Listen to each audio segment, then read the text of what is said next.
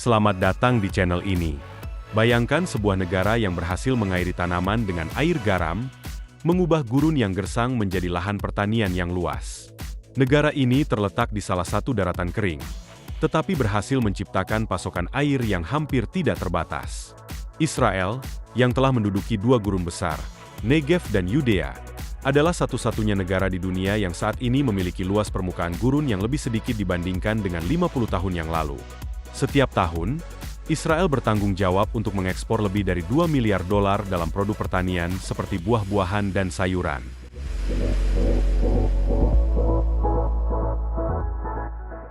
Namun, bagaimana Israel berhasil mengubah gurun menjadi kekuatan pertanian yang nyata?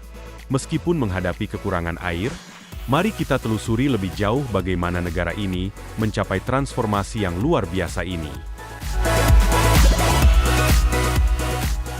Israel memanfaatkan teknologi canggih dalam pengelolaan air, seperti desalinasi dan irigasi tetes, yang memungkinkan mereka menggunakan air garam secara efektif. Selain itu, penelitian dan pengembangan dalam bidang pertanian juga berkontribusi pada peningkatan hasil panen di lahan yang sebelumnya dianggap tidak subur. Dengan inovasi dan ketekunan, Israel telah membuktikan bahwa bahkan di tengah tantangan lingkungan, kemajuan pertanian yang signifikan dapat dicapai. Transformasi ini tidak hanya mengubah wajah negara, tetapi juga memberikan dampak positif bagi perekonomian dan ketahanan pangan global.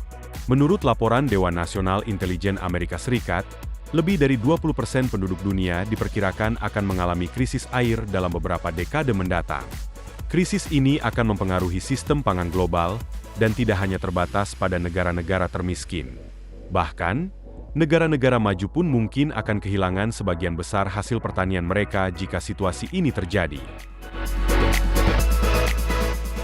Di negara yang sangat kering, dengan lebih dari 60% wilayahnya merupakan gurun, konsekuensinya akan jauh lebih besar.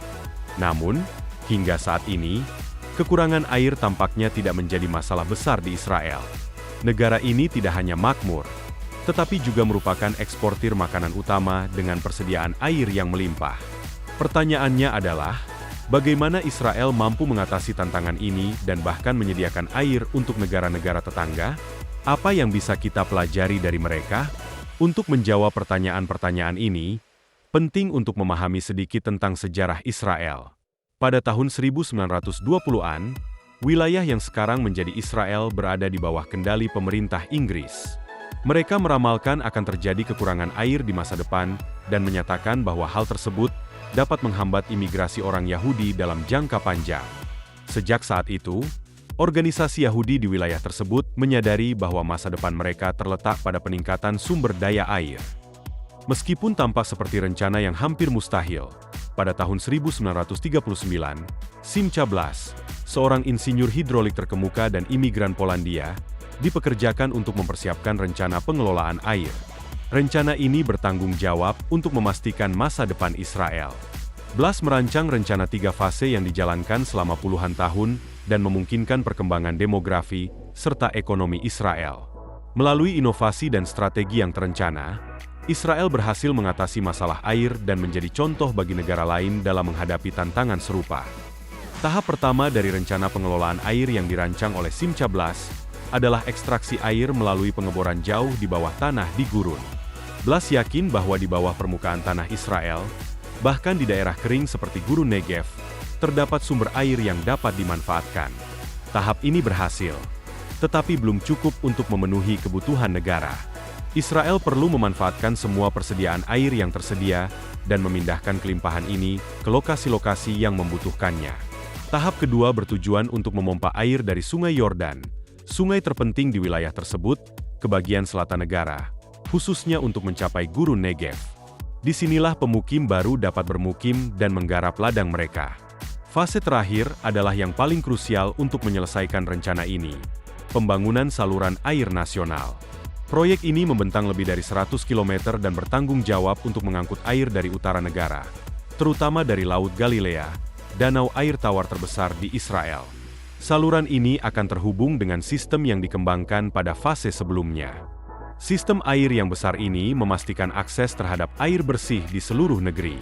Pelaksanaan rencana ini menjadi sangat mendesak, terutama karena ketika Israel mendeklarasikan kemerdekaannya pada tahun 1948, jumlah penduduknya hanya 806.000.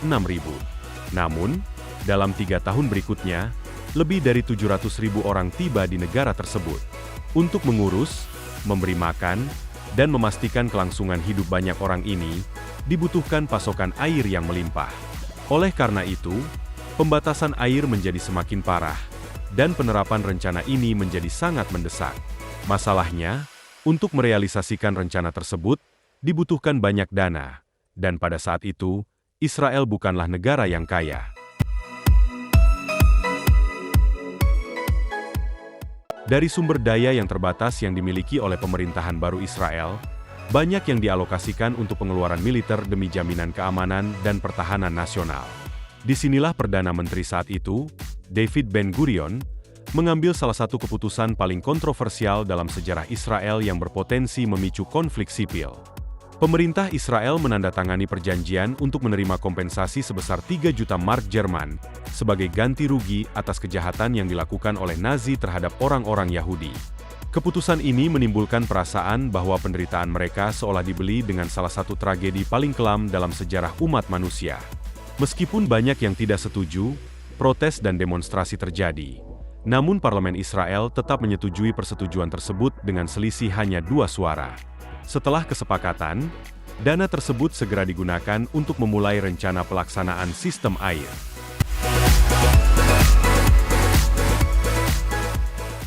Pada tahun 1964, saluran air nasional resmi diresmikan, menyelesaikan ketiga tahap proyek awal dan memastikan pasokan air ke seluruh negeri.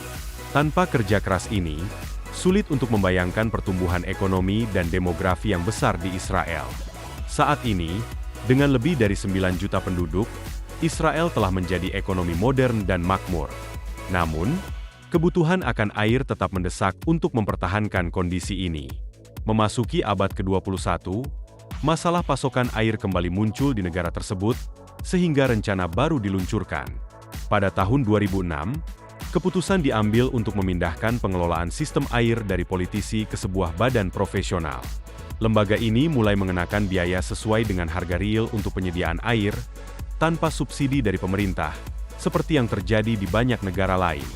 Langkah ini tidak hanya mendorong penghematan air, tetapi juga meningkatkan pendapatan sistem untuk pembangunan infrastruktur dan pemeliharaan yang lebih baik.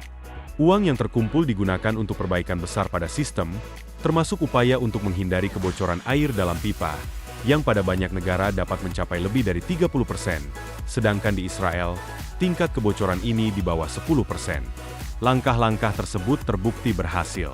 Tanpa membatasi pasokan, konsumsi air publik dan swasta di seluruh negeri menurun hampir 20%. Untuk lebih mendorong inovasi dan efisiensi dalam penggunaan air, pemerintah juga mendukung investasi dalam teknologi baru. Salah satu inovasi terbesar dalam dekade terakhir adalah teknik irigasi tetes, yang dapat menghemat hingga 60% air dan meningkatkan hasil tanaman, bahkan di daerah gurun.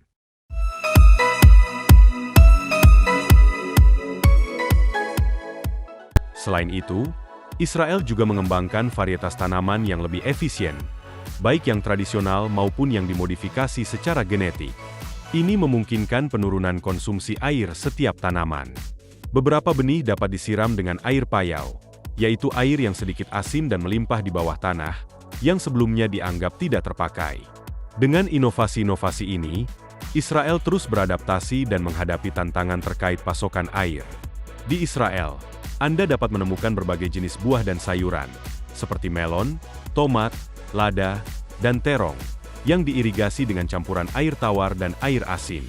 Dalam beberapa tahun terakhir, Israel telah berinvestasi dalam proyek daur ulang air dan mengembangkan infrastruktur yang mampu mendistribusikan air olahan ke seluruh negara. Sekitar 85% dari seluruh air yang digunakan di wilayah tersebut dimanfaatkan kembali untuk pertanian serta untuk mengairi taman dan lapangan golf.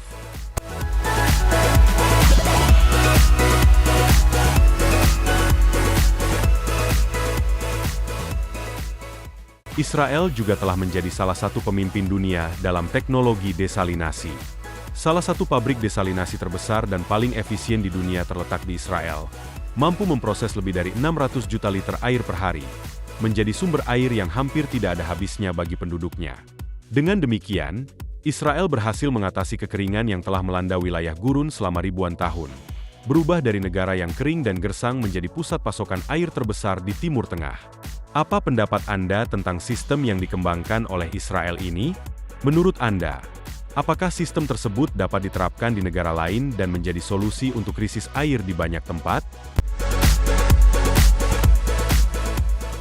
Terima kasih telah menonton video ini hingga akhir. Jika Anda menyukainya, jangan ragu untuk meninggalkan komentar, memberi like, dan subscribe channel ini untuk mendapatkan informasi menarik lainnya. Sampai jumpa di video berikutnya.